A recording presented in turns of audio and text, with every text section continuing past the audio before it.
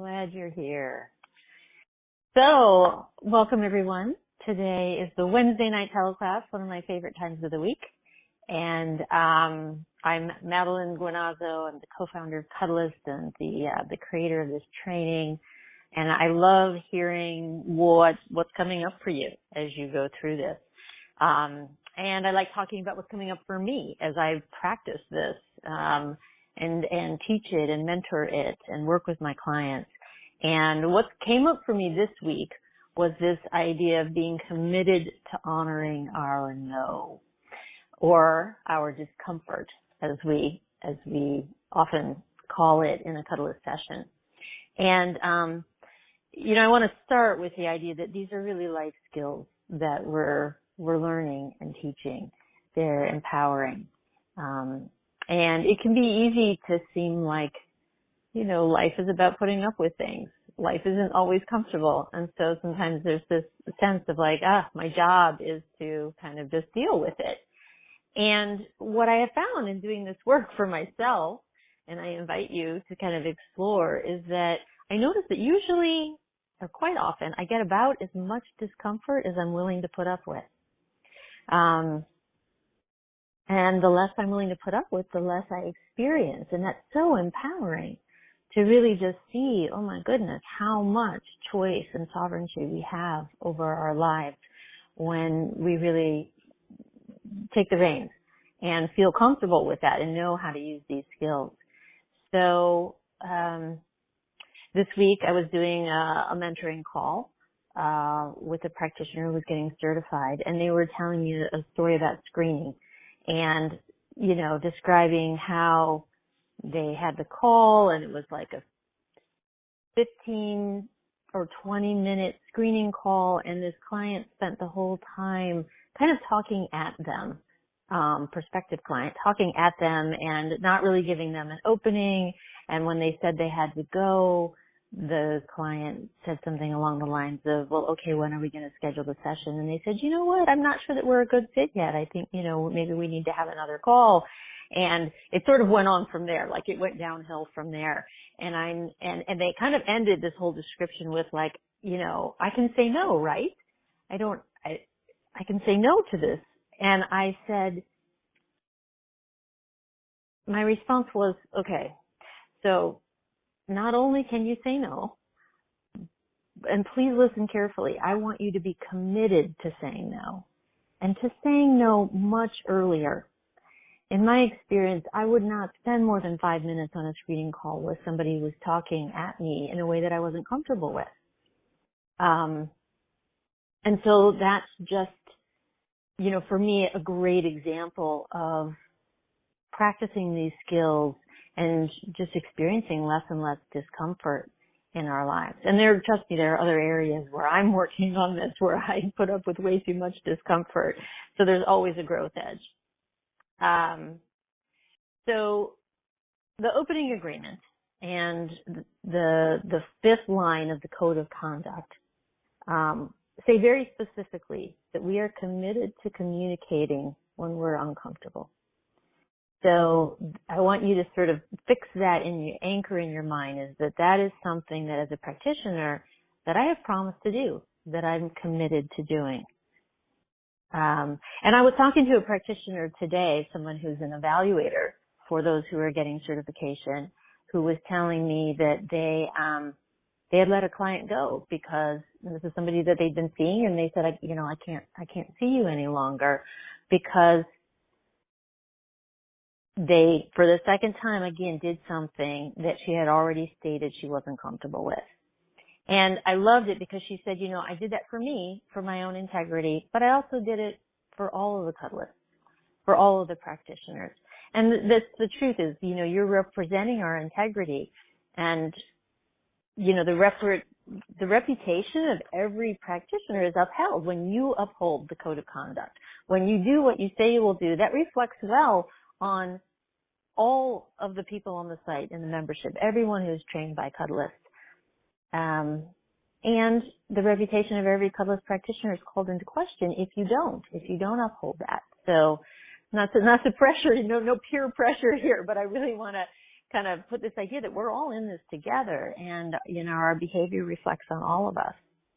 So in order to honor our discomfort, there's a couple of things. First, we have to notice it. And this is really a mindfulness practice and being aware in sessions, but also I want to ask all of you to just kind of bring more of this awareness and intention and mindfulness to your everyday life.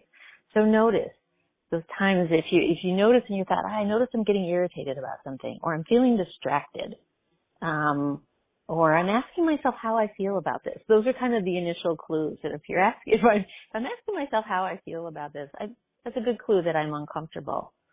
And in sessions it happens. It can happen with a small little movement, or I've been laying in a position for a period of time and I start to notice, I wonder if my neck is getting sore. It sort of starts that way. And then the second step, so noticing it first of all, noticing discomfort and then validating it and going, because the thought, does it matter? And sometimes the train of thought will be, well, it's not a big deal, or I can put up with it for another minute or two. That's that sort of like that gray area of like, how long do I need to be uncomfortable before I'm uncomfortable enough? And so there's that noticing it, and then there's that validating it, and it's really up to you how, and notice some of us, we just fall into these patterns, again, like I said, of just like we have a habit of putting up with discomfort because somewhere in our childhood, and this is, true for all of us, that at some point we just sort of felt like, I don't really have a choice. I have to put up with it. But it usually happened when we're pretty young, and then we just forgot as we got older, we didn't realize, wait a minute, I don't really have to put up with this. It's not my parents or my teacher anymore. It's not the rule, it's not something that I do have a choice. And then the next step is to communicate it. So notice it, validate it for yourself. Say, I matter, my comfort really matters to me. And if it's in a session, I've promised that I will speak up. So it's my integrity and my honor. And then communicate it. Now that communicating it could look just like moving. It could be an action. You could just change your position, or you could change something, take a deep breath, move around, do something, in your life. If it's something you can do, that's communicating. Just change your body so that it's more comfortable, or change the situation, whatever you're doing. If you need to use your words, this is where I'm saying I'm uncomfortable. I notice that I'm uncomfortable with ... Fill in the blank, whatever it is. And let that be enough. Remember, you don't have to know why you're uncomfortable. You don't have to explain why you're uncomfortable. It might be interesting. It could be amusing, It's fine if you do. But you don't need to in order to validate it. That's really important. And your discomfort can be physical, it can be mental or emotional. Sometimes I'm uncomfortable with a thought that I'm having or a story in my head, and I might want to check it out with the person that I'm with. Maybe I made an assumption, I made an interpretation, and I want to let them know. This is what I'm thinking that doesn't feel comfortable for me. Did I get that right? Or what do you think?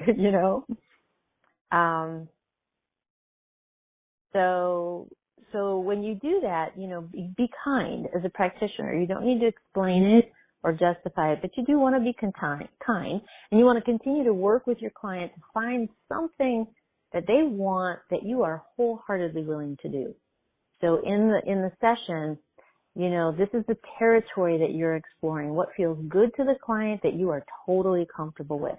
That's your playground, and your job is to discover the territory and stay inside the perimeter. So your job is to stay inside that territory of what feels good to them that you're wholeheartedly happy to be doing, and to discover it and explore it. You think of that as a playground. And here's the other thing. The last thing I want to say before we open up the lines is, if you think that your job as a Cuddlist practitioner is to make your client feel good, that will be difficult for you. So I just want to say that right now. It is not your job to make your client feel good. You are here to empower them to notice what they want and to ask for it in a consensual way, and to discover again together what feels good to them that you're wholeheartedly willing to do.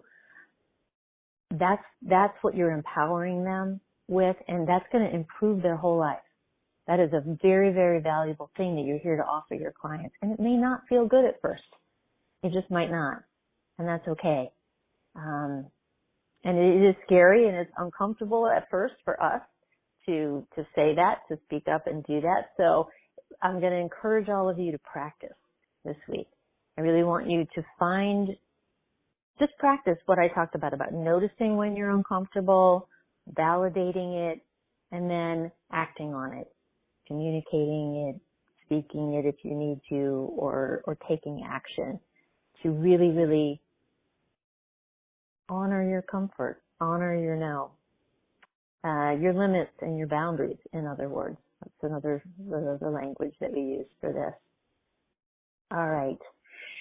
So that's what I wanted to share tonight.